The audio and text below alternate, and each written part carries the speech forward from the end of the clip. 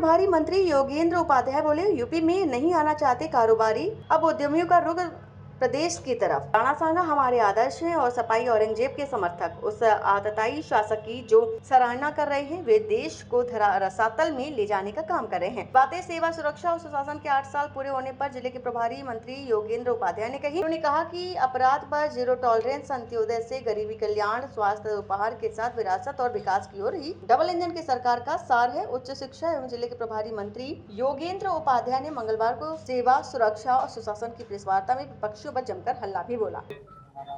जो लोग संविधान की किताबियां लेकर पूरे देश में घूम रहे थे, राजनीतिक ठगी की थी जिन्होंने 24 के चुनाव में कि ये संविधान को बदल देंगे, आरक्षण समाप्त कर देंगे।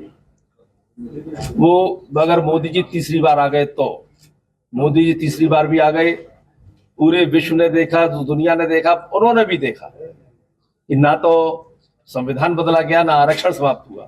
संवैधानिक अधिकार, जो संवैधानिक व्यवस्था है, उनको छेड़खानी करना या बदलना, ये उन्होंने किया है जो कर्नाटक में हुआ है। मुस्लिम आरक्षण की व्यवस्था संविधान में कहीं नहीं है, उन्होंने लागू कर दी है। और इस आरक्षण से जो दलित है, पिछड़े हैं, उनको ही नुकसान होने वाला है। और जो व्यवस्था संविधान में नहीं है, उसको क्यों लागू कर रहे हैं? सिर्फ तुष्टीकरण के लिए, वोटों को कैप्चर करने के लिए पराकाष्ठा है, जिसकी निंदा की जाए। अगर अखिलेश यादव ने की है तो मजबूरी में कर रहे हैं, वरना वो इसी का फलिए के आदमी है। सर, गाजियाबाद के एक विधायक ने कहा है कि जो योगी जी हैं वो दिल्ली चले जाएं और केशव प्रसाद मौर्य जी देश संभालेंगे। इस पर सर क्या कहते हैं? ये उनकी अपनी विचार है, उनसे पूछिए, मुझसे क्यों पूछ रहे उनके विचारों। राणा सांगा विवाद पे उन्होंने कहा है कि जो ये बात बयान हुआ था, अखिलेश यादव ने समर्थन किया उसका। हाँ, मैं यही तो कह रहा हूँ। भी आपसे मैंने बताया राणा सांगा जी के बारे में।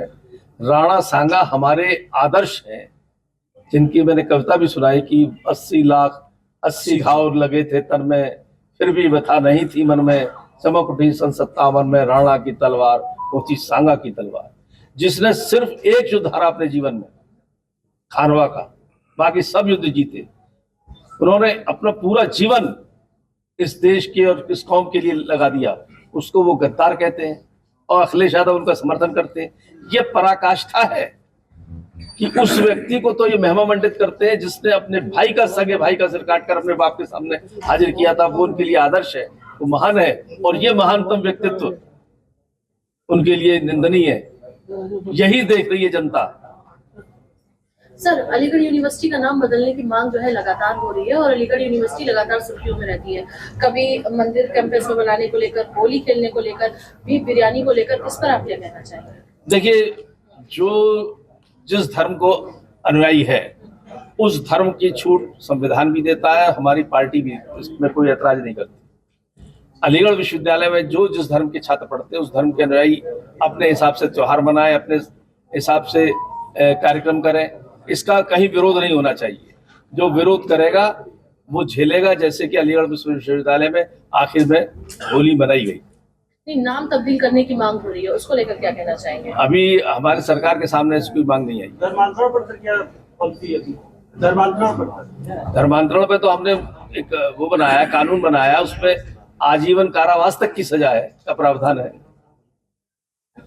सर, आरटीई अनुदेशक के रिजल्ट ना घोषित होने पर, आरटीई के अनुदेशक जो छात्र हैं उसका रिजल्ट ना घोषित होने पर लगातार छात्र इसका विरोध कर रहे हैं। नहीं, छात्र इसका विरोध कर रहे हैं।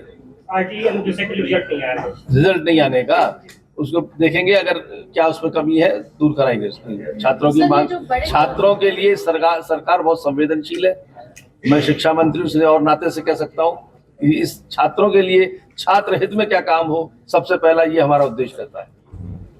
सर, लगातार जो है, जो कानपुर जो है एजुकेशन हब भी है और यूपी में जो बड़े प्राइवेट कॉलेजेस हैं ये मनमानी फीस लेते हैं और जो स्टूडेंट्स होते हैं उन पे भी दबाव बनाते हैं कि आप हमारे ये संसाधन यूज करिए। नहीं करते हैं तो तरीके से उनका जो है फाइन लगा के जो है चार्जेस लगाए जाते हैं। इसके अलावा जो कंपटीशन की तैयारी कराते हैं जैसे कोचिंग सेंटर, आपको नहीं लगता इन सबकी एक नियत फीस जो है होना चाहिए? देखिए, जितने भी सरकारी विद्यालय या प्राइवेट विद्यालय हैं उन सब को एक लिमिट दे रखी है, सुपर फीस ना लें।